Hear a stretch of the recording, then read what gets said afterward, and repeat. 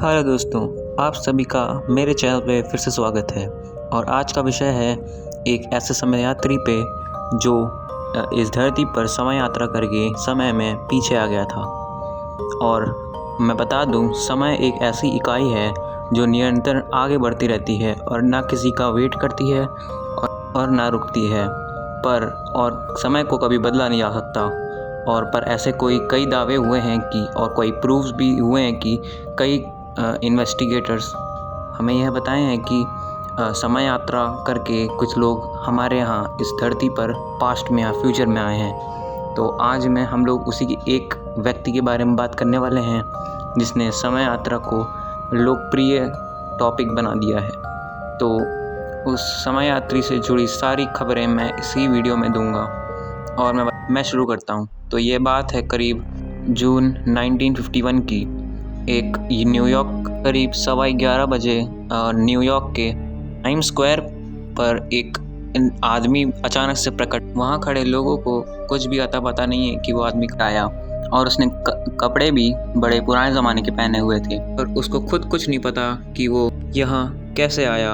और वे व्यक्ति time square पे खड़े होके गाड़ियों और चमकदाती चीज़ों को एकदम हैरानी से देख रहा था।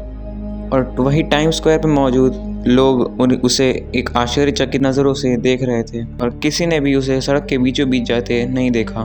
जैसे ही वह व्यक्ति सड़क के किनारे आगे जाने से लगा, तभी एक गाड़ी से उसकी टक्कर हो गई, जिससे वह व्यक्ति बुरी तरह घायल हो गया। कुछ ही देर में उसकी जान चली गई। जब उसकी तलाशी ली गई तो बहुत सारी रहस्यमय चीज़ें उसके पास से मिली, जैसे 5 सेंट का एक बियर टोकन और घोड़ा गाड़ी का सफाई का एक बिल जिस पर उसका एड्रेस भी लिखा हुआ था, लिवरी स्टेबल, लेक्सिंगटन एवेन्यू की। 1951 की किसी भी एड्रेस बुक में इसका पता मौजूद नहीं था। और वहाँ से $70 की एक पुरानी नोट मौजूद, एक बिजनेस कार्ड मिला जिसमें लिखा था डॉक्टर रोडोल्फ फ्रेंच सीनियर, जिस पर एड्रेस लिखा हुआ था 5th एवेन्यू न्यूयॉर्क। साथ ही साथ उसके पास से एक लेटर भी मिला जिसे न्यूयॉर्क से फिलाडेल्फिया भेजा जा रहा था, और उस लेटर पर सन 1876 की एक स्टैम्प भी लगी हुई थी। रोडोल्फ फ्रेंच नाम के इस व्यक्ति से ये सब मिली हुई चीज़ें से इनमें से एक खास है कि वे थी कि जितने भी सारी चीज़ें मिली हैं वो सब एकदम बिल्कुल पुराना होते हुए भी नई जैसे लिख रही थी। और इस केस को सौंपा गया कैप्टन ह्यूवर्ड ट्रेलन को। उन्होंने जब कैप्टन वो बिजनेस कार्ड लेके उस एड्रेस 5th एवेन्यू पर पहुंचे, तब तो उन्हें एक ऑफिस मिला। तो ऑफिस में पता किया गया कि ये कौन है, तो उस ऑफिस के कोई भी व्यक्ति नहीं जानते थे।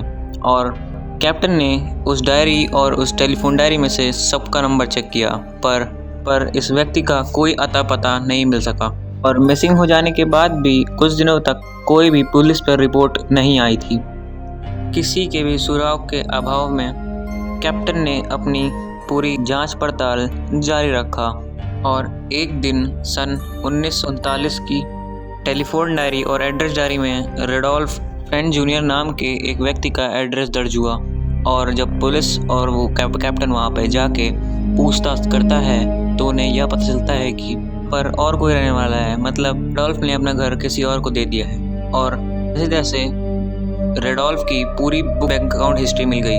और वो कैप्टन जब बैंक के पास गया तब उन्होंने चेक किया कि अब रोडोल्फ का बैंक बंद कर चुका है, उनका अकाउंट बंद कर दिया गया है कि 5 साल पहले ही उनकी मौत हो चुकी है और उनकी वाइफ जिंदा थी और वो फ्लोरिडा में रहती थी।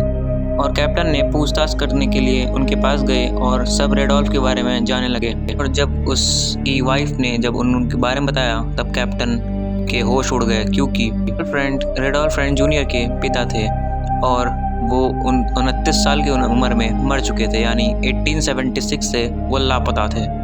वे अपने घर से शाम में सैर करने के निकले थे, पर वो कभी वापस लौट के नहीं आए। और ये बात सुन के कैप्टन और उनके साथी के होश उड़ गए। किसी को कुछ समझ में नहीं आ रहा था, क्योंकि सब लोग सोच रहे थे कि ऐसा कैसे हो सकता है। पर कैप्टन ने इन्वेस्टिगेशन जारी रखते हुए कैप्टन ने पूरे मिसिंग रिपोर्ट्स को जांच पड़ताल की।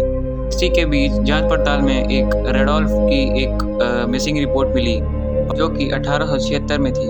पर इस रिपोर्ट में जो इमेज लगाई गई थी इन्वेस्टिगेशन के लिए वो 51 के रेडोल्फ हिटलर से मेल खाती है।